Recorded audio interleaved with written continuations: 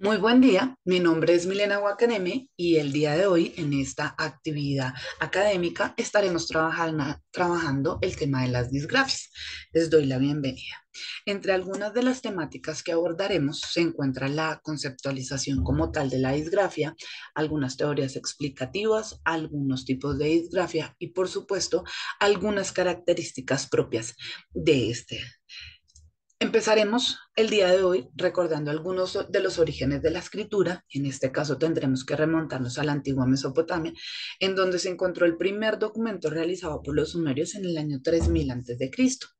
Desde entonces, nuestra manera de comunicarnos a través de la escritura se ha ido modificando o ha ido evolucionando de un sistema logográfico en el que se empleaban dibujos o símbolos reconocibles y cada símbolo correspondía a una palabra, hasta lo que ahorita la mayoría de las lenguas utilizamos como un sistema alfabético. Este sistema alfabético permite la transferencia del lenguaje oral al lenguaje escrito. La escritura es una actividad compleja.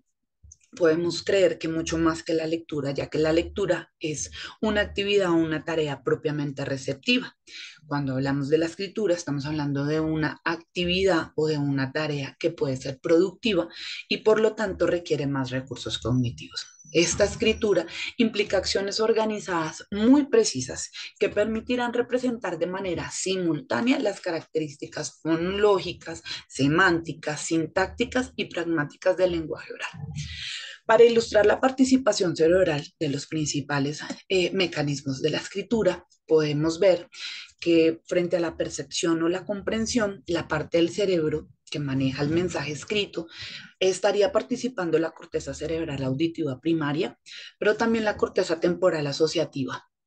Para la comprensión de los mensajes visuales estaría participando las áreas occipitales, tanto las primarias como las asociativas. Cuando hablamos de una transcodificación del mensaje, que es algo más complejo para descomponer, estaríamos hablando de dos regiones de la corteza asociativa, entendidas como la circunvolución angular o el área 39 o la circunvolución supramarginal o el área 40. Es allí en donde se realizan estos procesos integradores. Este acto motor o gesto gráfico, el cual requiere la transferencia de la información eh, recabada en las dos etapas anteriores, las áreas sensoriales a través de la corteza motora frontal asociativa estaría involucrada también esta área de Broca. Finalmente, el mensaje se transmite a la corteza motora primaria para concretar este movimiento. Pero no solamente se necesitan todas las regiones que anteriormente mencioné, también se necesitarán otras múltiples regiones cerebrales que son indispensables. Por ejemplo, el hipocampo o la corteza sensorial asociativa, que trabajarán en algunos procesos memorísticos. Cuando hablamos del hemisferio derecho, este intervendrá en la elaboración de algunos elementos de carácter espacial. Cuando hablamos de las zonas prefrontales, estas participarán en la planeación, por ejemplo, del texto escrito. Harris, en 1995, sugiere que existe en la escritura el que están involucrados en la integración de esta habilidad algunos habilidades como por ejemplo el lenguaje y el metalenguaje, tanto en su nivel sublexical como en el nivel lexical y en el nivel textual. Pero también esto, porque esto permitirá que una conciencia fonémica y la capacidad para representar mentalmente cada unidad constitutiva de la palabra o cada fonema. Pero también estarán involucradas la memoria y la atención. La memoria, que participa en los momentos de la construcción del texto, la atención, que está involucrada en toda la competencia para facilitar este aprendizaje de la lectoescritura.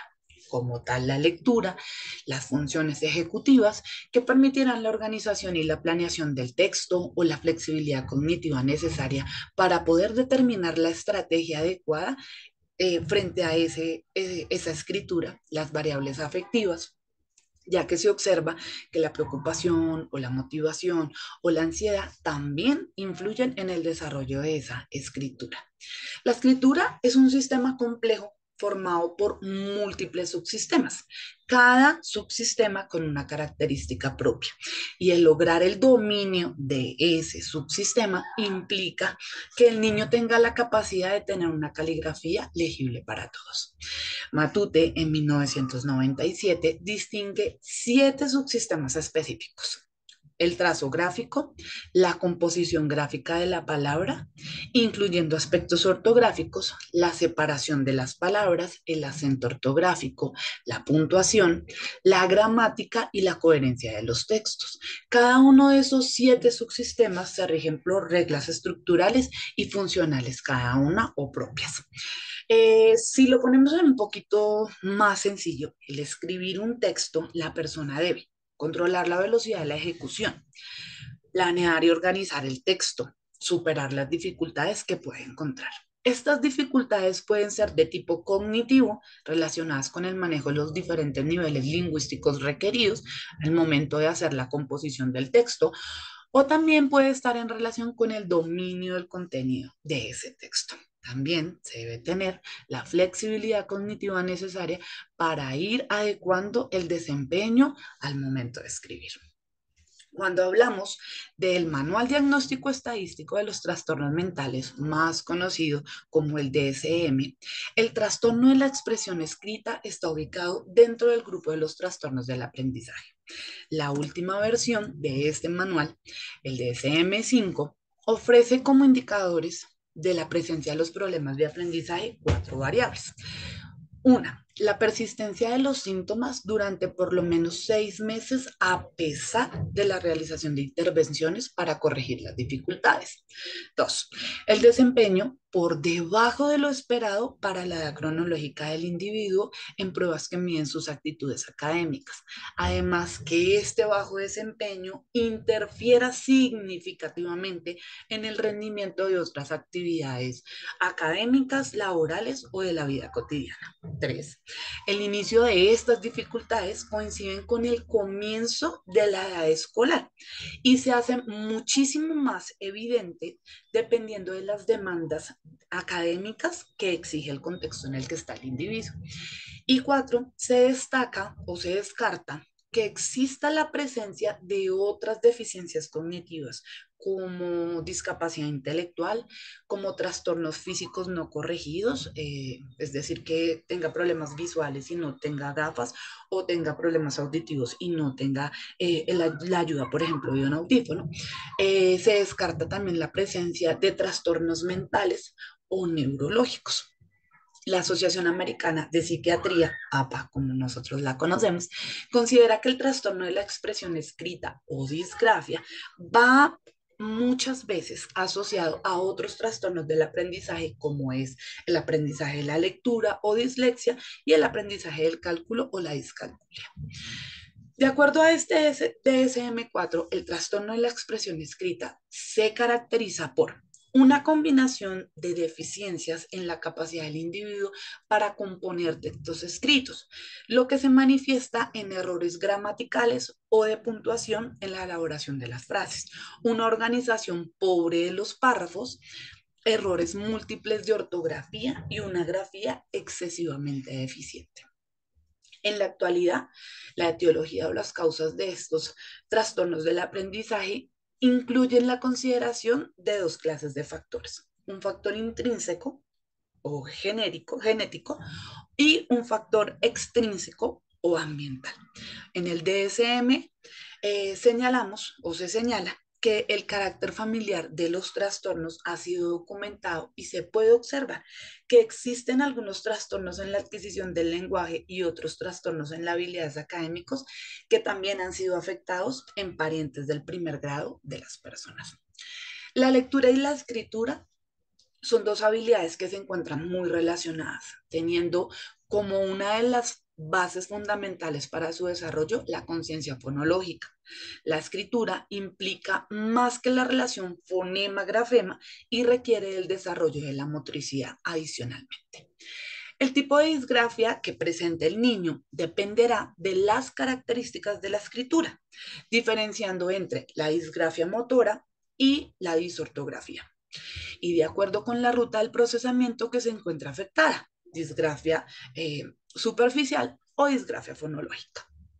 Diferentes autores plantean, al igual que en la lectura, para la escritura existen dos rutas que posibilitan esta habilidad. A nivel cognitivo serán las fallas en la ruta fonológica y en la ruta lexical, las responsables de estos problemas en la expresión escrita. Estas dos rutas se relacionan estrechamente con el tipo de ortografía, siendo la ruta léxica la que permite la escritura de palabras no familiares con una ortografía arbitraria, lo cual es posible gracias a que la representación ortográfica se encuentra almacenada en el léxico mental. La ruta fonológica es la que posibilita la escritura de palabras nuevas, serie de letras sin significado o palabras con ortografía no arbitraria en la que hay correspondencia fonema-grafema. Por tanto, la disortografía superficial, donde existe una dificultad para escribir palabras con una ortografía arbitraria, las fallas se encuentran en la ruta léxica, mientras que en la disgrafia fonológica, las fallas se encuentran en la ruta fonológica. Suárez y Quijano en el 2014 hicieron referencia a la diversidad de aspectos que podrían caracterizar el perfil neurológico de un niño con dificultades en la expresión escrita.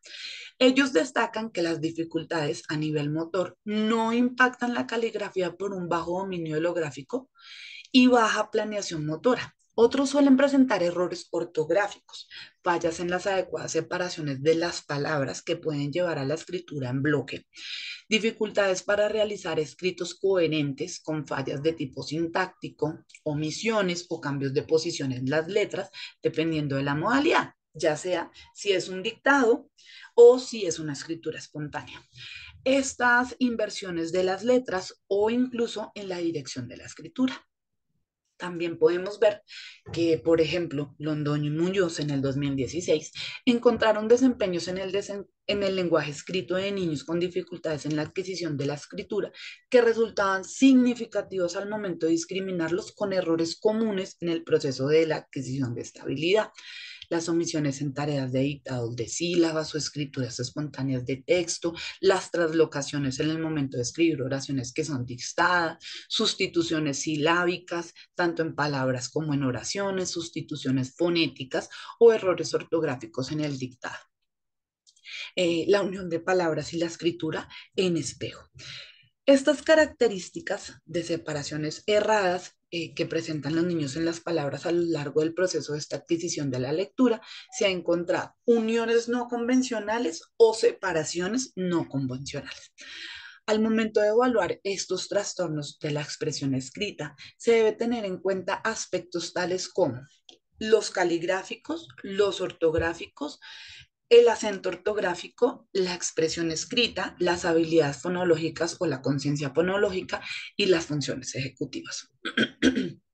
Cuando hablamos de una disgrafia apráxica, se reconocen dificultades para el manejo de los trazos al escribir, los cuales resultan irregulares, con tendencias al macrografismo, letras mal formadas, con cierres defectuosos o inclinaciones heterogéneas. La disgrafia espacial, se caracteriza por un manejo inadecuado del espacio en el que se va a escribir. Pero también encontramos la disortografía, que son, como ya lo dijimos, todos esos errores a nivel ortográfico que se presentan en la producción del escrito o la producción textual. Cuando hablamos de un posible tratamiento o pronóstico, tendremos que establecer ese perfil cognitivo del niño para que no exista ningún error en el diagnóstico y mucho menos en el tratamiento. Para esto se recomiendan múltiples baterías neuropsicológicas, como por ejemplo la ENI, que es la evaluación neuropsicológica infantil, que facilita establecer pues un desempeño funcional del niño.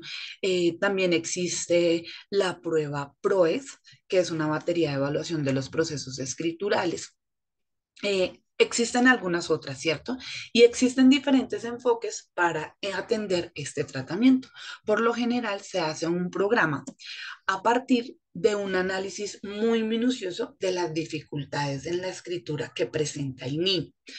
Este programa debe incluir los aspectos específicos de la escritura que voy a atender, es decir, la caligrafía, la ortografía, la composición textual, pero también debo tener atención en las áreas cognitivas que se encuentran bajas y se reconocen como cruciales en dichos aprendizajes: la memoria, la percepción visual, la conciencia fonológica o la atención. En los niños más pequeños se hace más énfasis en las habilidades caligráficas, ortográficas y en la expresión oral, tanto que en los niños mayores se atienden aspectos textuales que faciliten su desempeño académico. Por ejemplo, cuando las dificultades son en la fluidez, en la velocidad o en la caligrafía de la grafía, serán estos aspectos motores los que centrarán nuestra atención en la intervención. Si por su parte las dificultades radican en una correcta relación entre los fonemas y los grafemas, se deberá intervenir en la ruta fonológica en el caso de la relación, de que se pueda realizar una relación adecuada y no se sigan presentando estas dificultades entre el grafema y el fonema. Y se debe corregir también el procedimiento en la ruta léxica. Este es el material bibliográfico que utilizamos para el desarrollo de este video. Esperamos que sea de su agrado. Muchas gracias. Bendiciones.